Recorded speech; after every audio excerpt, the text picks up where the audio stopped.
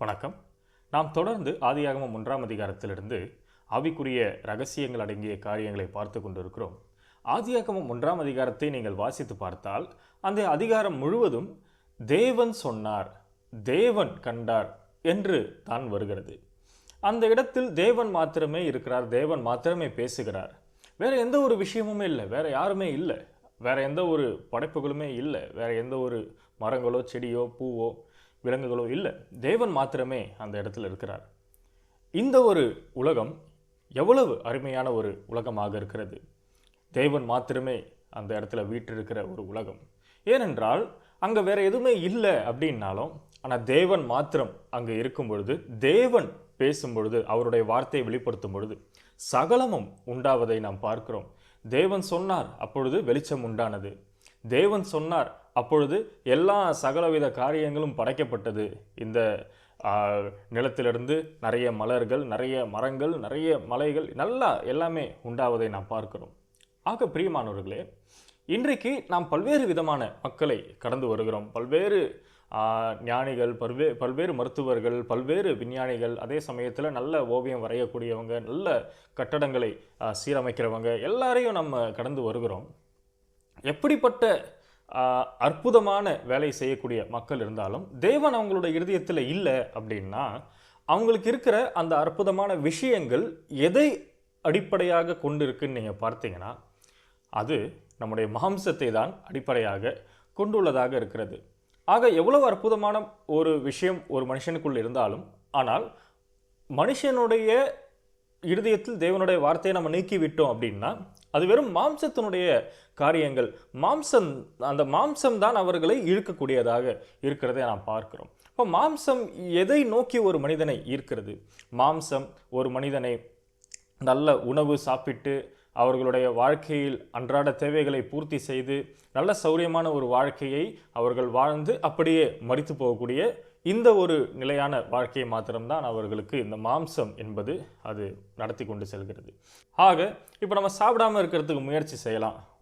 ஒரு நாள் சாப்பிடாமல் இருக்கிறதுக்கு, ஒரு 3 நாள் சாப்பிடாமல் இருக்கிறதுக்கு, ஒரு 10 நாள் எனக்கு சாப்பாடே வேணாம் நான் முயற்சி செய்தேன்னா, 11ஆவது நாள் நான் வெளியில் போகும் பொழுது நான் எதை பார்த்தாலும், பல விஷயங்களை பார்த்தாலும், ஆனால் என்னுடைய சிந்தனை எல்லாமே அந்த சாப்பாடு எங்கே இருக்குது, நான் எதை உண்ண முடியும் என்ற ஒரு காரியத்தை மாத்திரம்தான் நோக்கி போகும். என்னுடைய மாம்சம் அந்த நேரத்தில் அந்த விதத்தில் தான் என்னை வழிநடத்தி கொண்டு போகிறதா இருக்கிறது. ஆக நான் மாம்சத்தின் மூலமாக உருவாக்கப்பட்டதுனால மாம்சத்தின் காரியங்கள் எனக்குள்ளே இருக்குது. மாம்சத்தின் காரியங்கள் என்னை இந்த சாப்பிடுவதை நோக்கி, நல்ல சௌரியமான வாழ்க்கையை நோக்கி என்னை வழிநடத்தி அது எடுத்துக்கொண்டு போகிறதாக இருக்கிறது. நான் எப்பேற்பட்ட ஒரு நல்ல பதவியில் இருக்கணும்னு முயற்சி செய்தாலும், எப்பேற்பட்ட நல்ல கல்வி அறிவை பெற்றுக்கொள்ளணும்னு முயற்சி செய்தாலும், ஆனால் கடைசியாக அது பார்க்கறதுக்கு என்ன நான் நல்ல ஒரு மேன்மையான இடத்துல கொண்டு போகிறதுக்காக இதெல்லாம் செய்கிற மாதிரி இருந்தாலும், ஆனால் கடைசியில் நீங்கள் பார்த்தீங்கன்னா இந்த என்னுடைய மாம்சத்தை தான் அந்த இடத்துல நான் பலப்படுத்துகிறேன். என்னுடைய கல்வி அறிவின் மூலமாக, என்னுடைய நல்ல பதவியின் மூலமாக எனக்கு சௌரியம் ஏற்படுகிறது. இதுக்கு முன்னாடி எனக்கு இருந்த வீடு ரொம்ப சின்னதாக இருந்தது, நான் நல்லா இப்போ சம்பாரித்து சீக்கிரமாக நான் பணம் சம்பாரித்து நல்ல பெரிய வீடை நான் வாங்கியிருக்கேன், அதில் நல்ல வசதிகளோடு இருக்குது. அந்த மாதிரி என்னுடைய மாம்சத்தை நான் இன்னும் பலப்படுத்துகிறேனே தவிர இது எந்த விதத்தில் என்னுடைய ஆவியை பலப்படுத்தக்கூடியதாக இல்லை. இப்போ நான் சொன்ன விஷயங்களை வச்சு ஒருவேளை நான் எல்லா விஷயங்களையும் என்னோட வாழ்க்கையில பூர்த்தி செய்து இந்த உலகத்தை விட்டு போகக்கூடிய ஒரு நேரம் வருது, நாம அந்த மாதிரி ஒரு நேரத்தில் நம்ம வந்திருக்கோம்னா, நாம் அப்போ பார்ப்போம், இப்போ நான் இந்த உலகத்தை விட்டு போக போகிறேன், இந்த மாம்சத்தை விட்டு நான் போக போகிறேன். அப்போது அந்த இடத்துல இருந்து என்னுடைய மாம்சத்தை பார்க்குறப்ப மாம்சம் மறுபடியும் இந்த மண்ணுக்கு போகக்கூடியதாக இருக்குது. அப்போ நாம் யோசிப்போம், இவ்வளோ நாள் நான் வாழ்ந்திருக்கேன், இவ்வளோ நாள் இந்த உலகத்தில் நான் இந்த அளவுக்கு கஷ்டப்பட்டு இந்த மாம்சத்தை, அதாவது இங்கே அழிவை நோக்கி போகக்கூடிய இந்த மாம்சத்திற்காக தான், இதை மேன்மைப்படுத்துறதுக்காக தான் நான் கஷ்டப்பட்டேனா அப்படின்னு யோசிக்கிறப்போ நம்மளை பார்க்குறப்ப ரொம்ப முட்டாள்தனமாக தோணக்கூடியதாக இருக்கும். இப்போ பிரியமானவர்களே, இந்த மாதிரி ஒரு மாம்சத்திற்குரிய நான், இந்த மாதிரி மாம்சத்தின் மூலமாகவே அமைக்கப்பட்டிருக்கிற நான், என்னுடைய சௌரியமான வாழ்க்கை, நான் நல்லா சாப்பிட்டு, நான் நல்லா பதவி உயர்வு பெற்று, நான் நல்ல ஒரு சௌரியமான வாழ்க்கையை குடும்பத்தோடு வாழணும், அந்த மாதிரி மாத்திரமே போகக்கூடிய ஒரு நோக்கமுடைய நம்மளுடைய வாழ்க்கையில் தேவன் அவர் அந்த இடத்துல அவருடைய கிரியையை வெளிப்படுத்துகிறார். அவருடைய வார்த்தையை அந்த இடத்துல நம்முடைய இருதயத்தில் அவர் தர விரும்புகிறார். ஆக எந்த விதத்திலையும் அவருடைய வார்த்தையை பெற்றுக்கொள்வதற்கு தகுதி இல்லாத நாம, தேவன் அவராகவே நமக்கு அவருடைய வார்த்தையை தருவதற்கு வல்லவராக இருக்கிறார். தேவன் அவருடைய வார்த்தையின் மூலமாக அவருடைய கிரியையை வெளிப்படுத்த விரும்புகிறார். பிரியமானவர்களே, தேவனுடைய வார்த்தை நம்மை இந்த உலகத்தில் மாத்திரம் நம்முடைய வாழ்க்கை முடிந்து போவதில்லை, ஆனால் பரலோகத்தில் நம்ம நித்திய ஜீவனை பெற்றுக்கொள்வதற்கு அது நம்மை வழிநடத்தக்கூடியதாக இருக்குது. இப்போ தேவனுடைய வார்த்தையில் அந்த ஜீவன் இருக்குது. தேவனுடைய வார்த்தையில் நம்ம கடந்த முறை கூட பார்த்திருப்போம், தேவனுடைய வார்த்தையில் ஜீவன் இருக்குது. அவர் அதை நம்முடைய இந்த அழிவை நோக்கி போகக்கூடிய இந்த சரீரத்தில் அவர் நமக்கு தந்திருக்கிறார். ஆக பிரியமானவர்களே, நாம் இந்த நித்திய ஜீவனையோ அல்லது இந்த ஜீவனையோ நம்ம மூலமாக உண்டு பண்ண முடியாது. ஆனால் தேவன் அதை நமக்கு தந்திருக்கிறார்.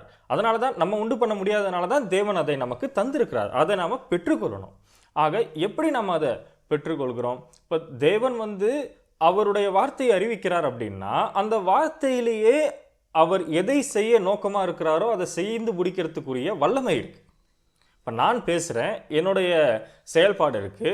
நான் பேசுவதன் மூலமாக நான் சொன்ன விஷயத்தை நிறைவேற்றி முடிக்கிற வல்லமை நமக்கு நிச்சயமாக கிடையாது.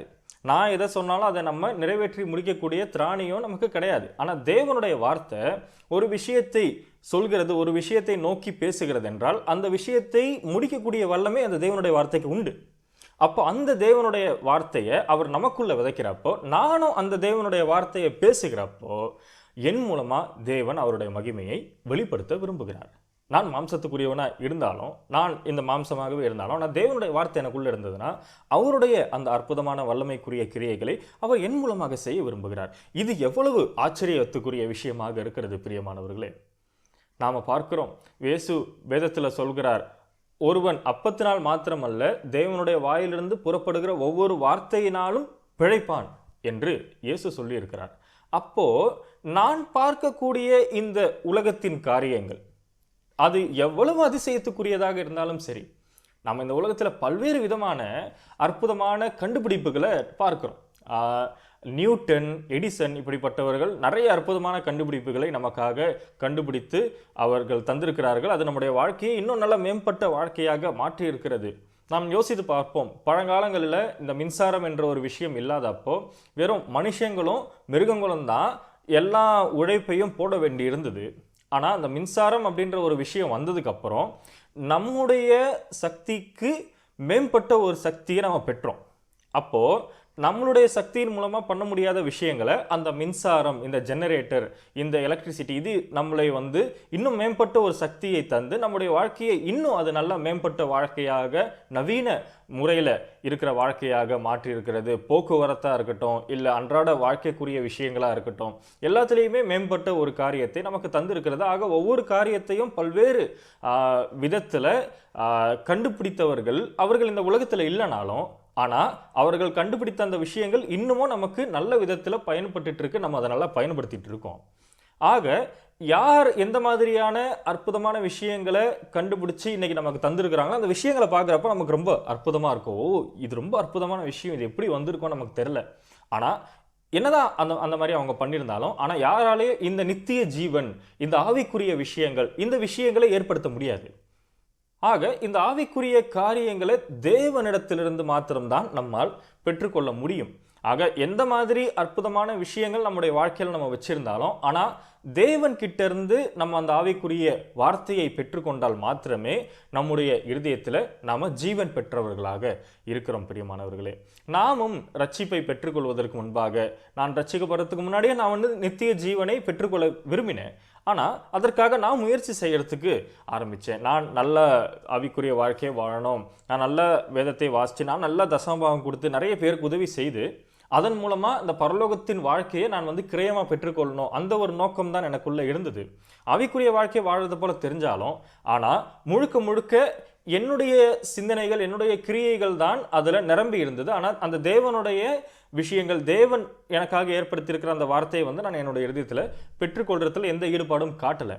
ஆனால் தேவன் எனக்காக ஏற்படுத்தியிருக்கிற அந்த உலகத்தை, அந்த விஷயத்தை நான் வார்த்தையின் மூலமாக பார்த்து நான் தெரிந்து கொண்டு அந்த உணர்வு எனக்குள் வரும் பொழுது, நான் இதற்கு முன்னாடி என்னென்ன செய்யறதுக்கு முயற்சி பண்ணணும், நான் இதற்கு முன்னாடி தேவனை பிரியப்படுத்துறதுக்கு என்னென்ன நான் நிறைய செய்யறதுக்கு முயற்சி பண்ணணும், அதெல்லாம் பார்க்குறப்போ எனக்கே அது ரொம்ப துச்சமாக தான் தெரிந்தது. தேவன் நமக்கு இவ்வளவு அற்புதமான விஷயத்தை கிருபையின் மூலமா தந்திருக்கிறாரு. ஆனா நான் அந்த விஷயத்தை செய்யறதுக்கு இப்படிப்பட்ட துச்சமான காரியங்கள் மூலமா தேவனுக்கு முன்னாடி போறதுக்கு முயற்சி பண்ணனே, அந்த மாதிரி நினைக்கிறப்ப நம்மளுக்கே நம்மளை பார்க்குறப்ப முட்டாள் மாதிரி தெரியும்.